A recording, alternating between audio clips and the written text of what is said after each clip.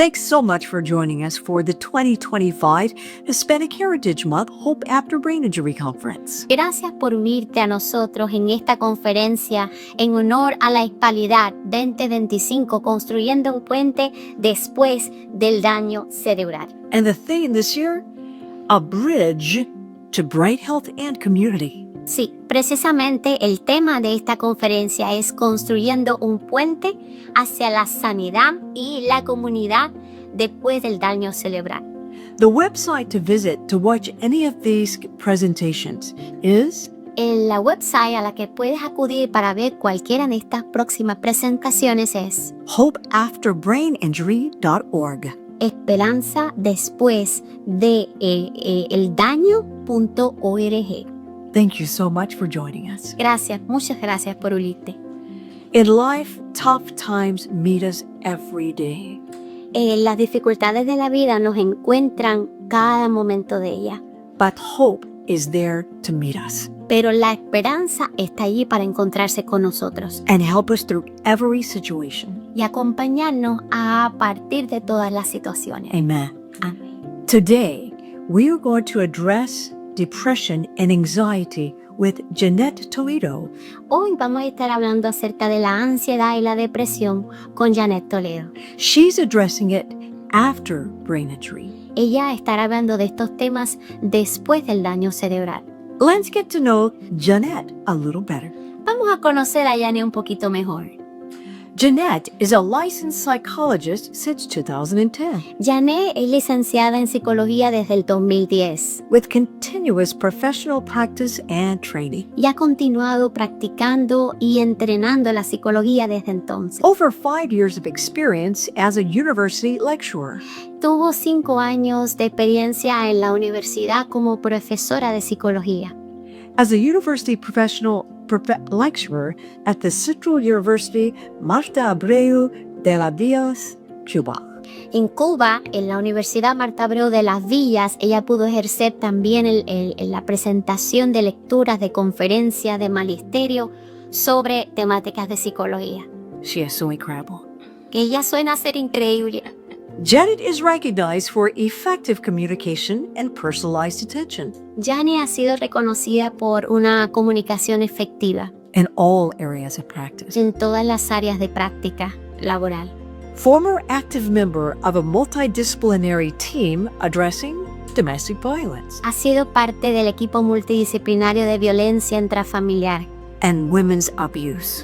y sobre todo en la temática del abuso a la mujer. She helps what is needed Ella ayuda en lo que puede with hands-on experience in forensic psychology, y tiene una experiencia vasta en psicología forense. well acquainted with the court system. De la misma manera con el sistema de leyes y en corte con casos familiares. Currently, Jeanette serves as a speaker and conference leader Actualmente Jeanette sirve también como speaker, como oradora en conferencias, for women particularly, en particular con los temas de las mujeres, addressing topics related to mental health with a focus on biblical principles. atendiendo sobre todo a las necesidades, a las particularidades femeninas en mujeres y sobre todo en mujeres cristianas. Some of those topics include depression in the Christian woman, Muchos de los temas de especialización de Jeanette son la depresión en mujeres, domestic violence, la violencia doméstica, and early decision making and its future impact.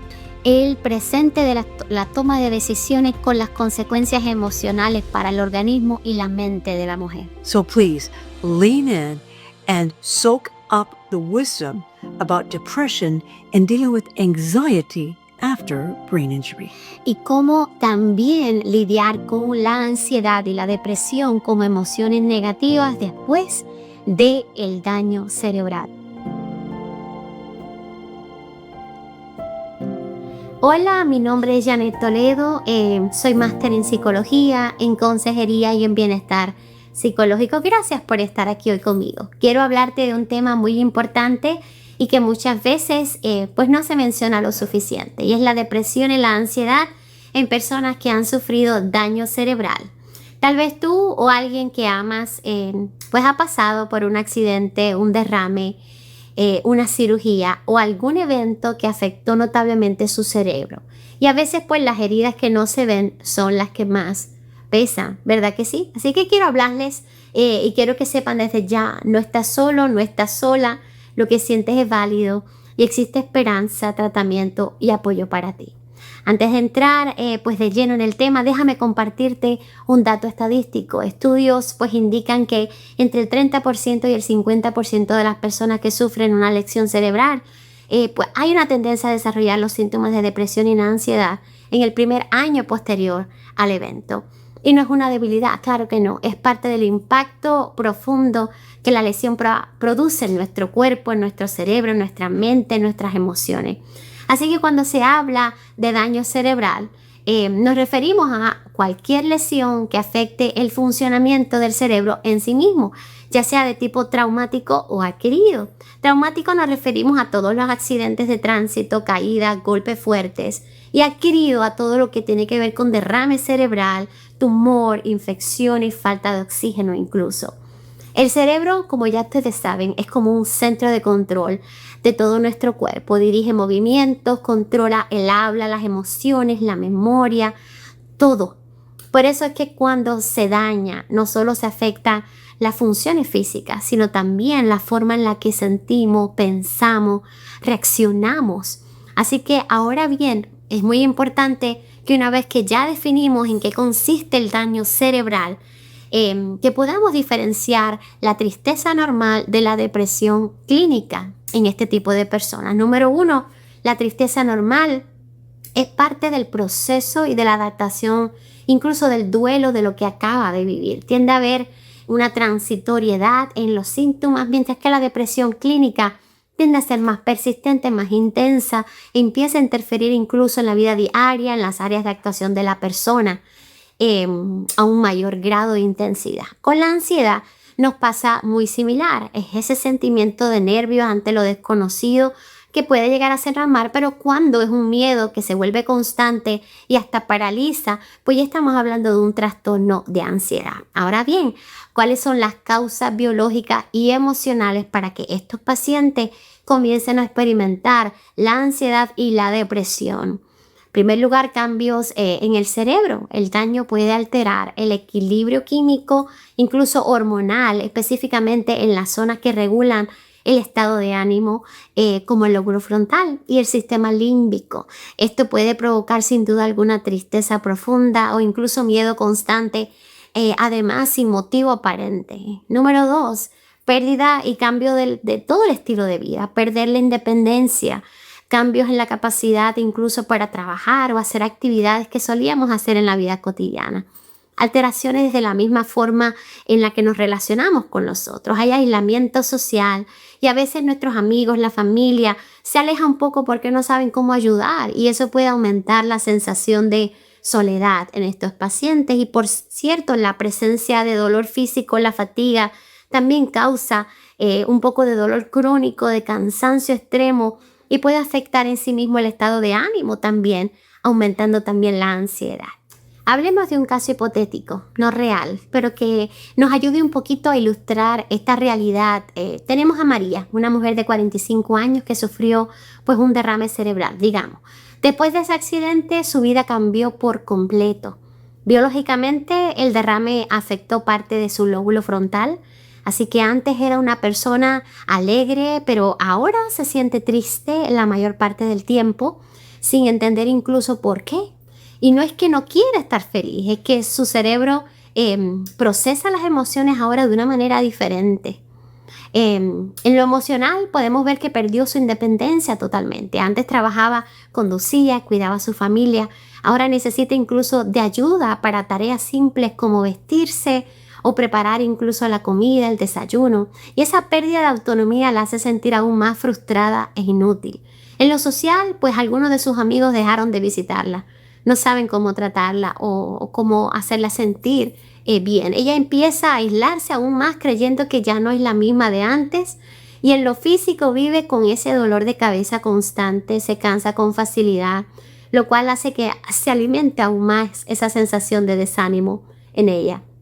Con todos estos factores juntos, la depresión y la ansiedad pues comienzan a crecer como una sombra que se comienza a apoderar de ella. Así que muchas veces las personas en su alrededor pues suelen decir incluso es que no se esfuerza lo suficiente, es tan débil, pero no es así. La realidad es que el daño cerebral toca cada área de la vida, del cuerpo, de la mente, de las emociones y de las relaciones. Y así como María, miles de personas enfrentan esta lucha invisible y necesitamos comprender que no es falta de voluntad, sino un proceso complejo donde incluso la biología, las emociones, la pérdida y el entorno se entrelazan para ir entonces a dar al traste con lo que está viviendo emocionalmente. Analicemos algunas de las señales de alerta.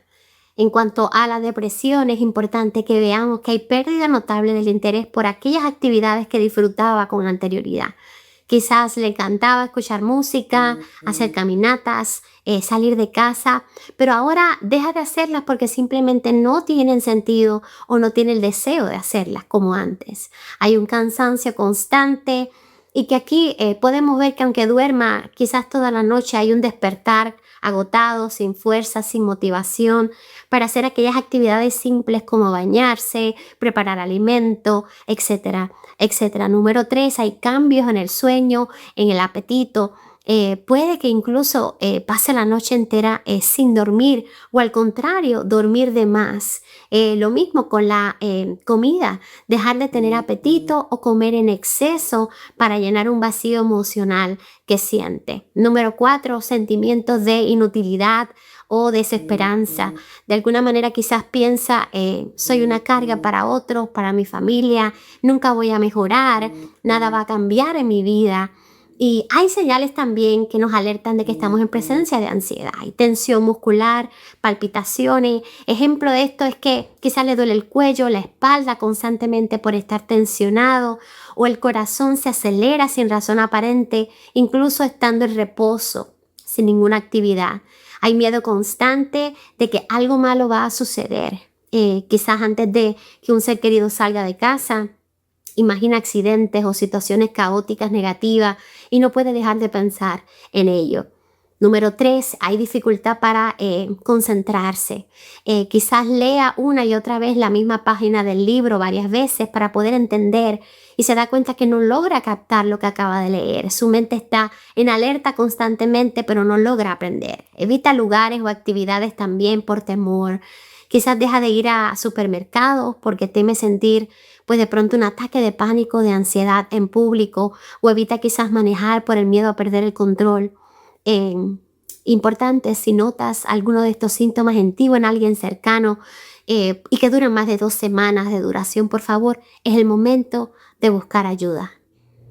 Hablemos un poco pues sobre las estrategias para el manejo de la depresión y de la ansiedad en estos pacientes propiamente dicho. Las vamos a dividir en 2 grandes grupos, las intervenciones profesionales y las estrategias personales y familiares. Así que comencemos con la intervención profesional y aquí encontramos la psicoterapia adaptada al daño cerebral y vemos que no todas las terapias pues van a funcionar de la misma manera.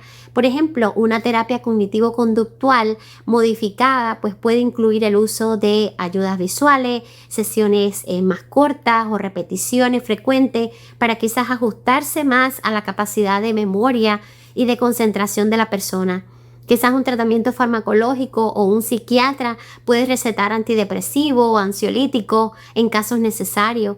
Es importante también, si me escuchas, si me ves, que no te automediques, ya que cada cerebro lesionado pues va a responder de una manera diferente ante la medicación. Terapias complementarias, pues aquí encontramos la fisioterapia, ayuda a mejorar la movilidad, a reducir el dolor, y a poder aumentar la independencia. La terapia ocupacional enseña estrategias prácticas para actividades cotidianas como vestirse, cocinar, manejar el dinero. La logopedia pues mejora la comunicación, especialmente si hubo dificultades en el habla o la comprensión después del daño pues cerebral. Y llegamos entonces al grupo 2, las estrategias personales y familiares, donde encontramos en primer lugar las rutinas Establecer rutinas es saludable, es seguridad. Por ejemplo, levantarse y desayunar, hacer ejercicios, luego de una actividad recreativa, pues siempre en los mismos horarios. Esto va a reducir la ansiedad del paciente y ayuda a la memoria del mismo. Número 2, una actividad física adaptada, ya sea caminar en el vecindario, estiramientos, quizás suaves, ejercicio acuático, puede incluso mejorar el estado de ánimo y el sueño del paciente. Lo importante no es la intensidad del ejercicio, sino la constancia y los horarios. Los grupos de apoyo son importantes. Participar en reuniones presenciales, virtuales, es como darle vida una vez más a esta persona porque comienza a experimentar ese sentimiento de sentirse comprendido, de que no está aislado. Compartir estrategias de afrontamientos con otros enriquece su forma de afrontamiento. Técnicas de relajación, quizás respirar profundo, inhalar, 4 tiempos, sostener, exhalar. La meditación guiada con audios cortos, quizás de 5 a 10 minutos. Quizás una oración o una lectura espiritual en caso de aquellos que tienen fe. También se ha comprobado que trae calma, que trae esperanza a la vida de estos pacientes. Y el refuerzo positivo, celebrar los logros pequeños, recordar quizás el nombre, el camino, algunos pasos más, preparar una comida, pues cada cosa debe ser celebrada, debe ser reconocida y eso aumentará la autoestima, el reconocimiento de estos pacientes. Y el acompañamiento va a marcar la diferencia. Escuchar sin interrumpir, aunque las frases quizás sean cortas o confusas. Validar las emociones en lugar de decir, quizás no llore. Pues responder de esta manera, te entiendo, lo podemos hacer juntos, sé por qué estás triste, pero estoy contigo. Tener paciencia y una escucha activa a este tipo de personas marcará la diferencia. Y logrará aprender de que puede intentarlo por sí solo. Recordemos, el amor, la comprensión y la fe en el proceso son terapéuticos en sí mismos. Así que familia, si cuidas o estás con una persona que necesita apoyo en este sentido, la escucha, el no juzgar es clave. Valida sus emociones y marca la diferencia en su recuperación. Vayamos una vez más al ejemplo de María. Esa señora de 45 años de edad que sufrió un accidente cerebrovascular y que la dejó con algunas dificultades para hablar, para concentrarse, pero ella decidió buscar ayuda y con la combinación de estas estrategias de apoyo profesional, familiar y personal, pues pudo transformar su vida después del daño cerebral que había experimentado. Recordemos que al principio se sentía perdida, con tristeza constante, con miedo de no volver a ser la misma. Y durante meses se aisló creyendo que nada, pero nada podía cambiar su vida. Pero un día decidió buscar ayuda profesional. Su psiquiatra le recetó un tratamiento suave para la ansiedad y con una psicóloga pues comenzó sesiones de terapia cognitivo-conductual adaptadas a su condición. Paralelamente a esto pues empezó a trabajar con un fisioterapeuta para recuperar la movilidad y con una logopeda pudo trabajar para mejorar su comunicación cada día. En casa, su familia organizó una rutina diaria clara, despertarse a la misma hora, desayunar juntos y luego realizar ejercicios suaves. Sus hijos la animaban todos los días para dar pequeños pasos en el parque. Y también se unió a un grupo de apoyo en línea donde descubrió que no estaba sola en su proceso. Había muchas personas más. Poco a poco María aprendió técnicas de respiración profunda para manejar la ansiedad y su esposo reforzaba cada pequeño logro. Hoy pudiste leer un párrafo más, mi amor, decía. De alguna manera hoy caminaste un poquito más que ayer. Y un año después, aún aunque ella enfrenta desafíos, María puede comunicarse con mayor claridad. Se siente con más energía y sobre todas las cosas, recuperando la esperanza. Ahora ella misma anima a otras personas a no rendirse, a pedir ayuda a tiempo. ¿Cómo influye entonces la depresión en la recuperación? Es sencillo, es un obstáculo en la rehabilitación sin duda alguna, ya que esta va a dificultar la recuperación física, cognitiva y funcional. Diagnosticarla y tratarla adecuadamente va a ayudar a mejorar el resultado general del paciente.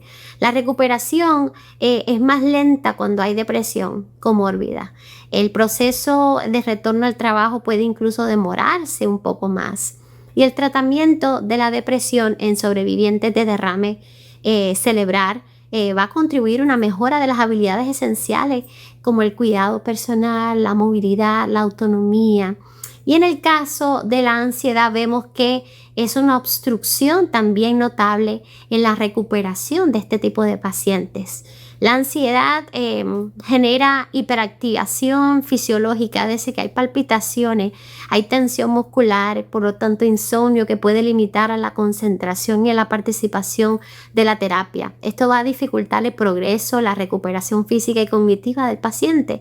Así que hay mayor riesgo de abandono del tratamiento y en estos pacientes con traumatismo cráneoencefálico, pues la ansiedad está más asociada con menor adherencia a programas de rehabilitación, miedo a fracasar, a las tareas y mayor evitación de la actividad necesaria para la reintegración social y laboral del paciente. Así que la ansiedad posterior a un derrame cerebral suele afectar la confianza del paciente para retomar actividades diarias, mientras que el tratamiento oportuno de la ansiedad va a favorecer con la movilidad, la autonomía, la reintegración de la vida cotidiana, a reducir por lo tanto el miedo a las caídas, las recaídas o las nuevas crisis.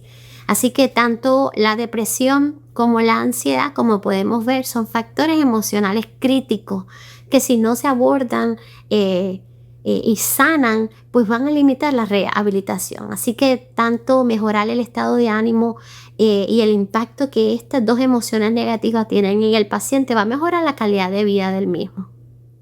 Poco se habla del papel de la familia en estos procesos. Son ellos muchas veces los héroes invisibles y silenciosos, porque no basta con acompañar físicamente. Es importante acompañar, pero también con palabras que construyen, decir estoy contigo, entiendo lo que sientes, transmitir validación y seguridad. En cambio, frases como ya deberías estar mejor, no exagere, generalizan ese desánimo notable y un retroceso en las terapias. Las personas con redes de apoyo familiares bien sólidas pues tienen hasta un 40% más de probabilidad de seguir sus terapias, de mejorar incluso. El ejercicio regular, caminatas cortas, pues puede reducir síntomas de ansiedad y depresión entre un 20 y un 30%. Así que estos números nos confirman que lo que parece quizás pequeño o un paseo, una conversación, una palabra de aliento puede tener un tremendo impacto bien poderoso en estos pacientes. Si eres familiar o cuidador, tu paciencia es medicina, tu amor es tratamiento. Si eres sobreviviente, no tengas miedo de pedir ayuda, no estás solo en esta lucha. Y si eres parte de la comunidad, quizás tu compañía, tu empatía, tu escucha puede marcar la diferencia en la vida de alguien que lo necesita. Te dejo una pregunta para reflexionar esta semana. ¿Qué puedo hacer yo para apoyar a alguien que esté atravesando una lucha silenciosa como esta? Porque a veces el milagro que alguien está esperando puede empezar con un pequeño gesto de amor que nuestra parte puede ofrecer. Quiero cerrar recordándote algo muy importante. Buscar ayuda no es el signo de debilidad, es un acto de valentía. Reconocer que necesitamos apoyo requiere más de fuerza que de ocultar lo que realmente sentimos. La depresión, la ansiedad, el daño cerebral no define quién eres, no borran tu valor, no cancelan tus propósitos. Tú eres mucho más que un diagnóstico, que un síntoma o una temporada difícil en tu vida. La esperanza puede encontrarse en distintos lugares, en los avances de la ciencia, la medicina, en la calidez de una conversación con alguien que te ama, en el poder de compartir tu historia y descubrir que otros también han pasado por el dolor y han salido adelante. También está en tu propia capacidad de levantarte, incluso cuando los pasos son pequeños. Cada intento cuenta, amigo. Cada día vivido es una victoria y cada búsqueda de ayuda abre una nueva puerta hacia la sanidad y la paz que estás buscando. Quiero animarte a que no camines solo este proceso. Atrévete a levantarte. Levántate, busca acompañamiento, hablar de lo que sientes. Tu voz importa, tu vida importa. Hay personas, recursos, caminos que pueden sostenerte en este viaje. Tu vida sigue teniendo valor, propósito y sentido, aún en medio de la tormenta. No te rindas, no te aísles y recuerda que pedir ayuda no te hace menos. Encontrarlo te hace más. Abre posibilidad de sanar, crecer y redescubrir la belleza de seguir viviendo.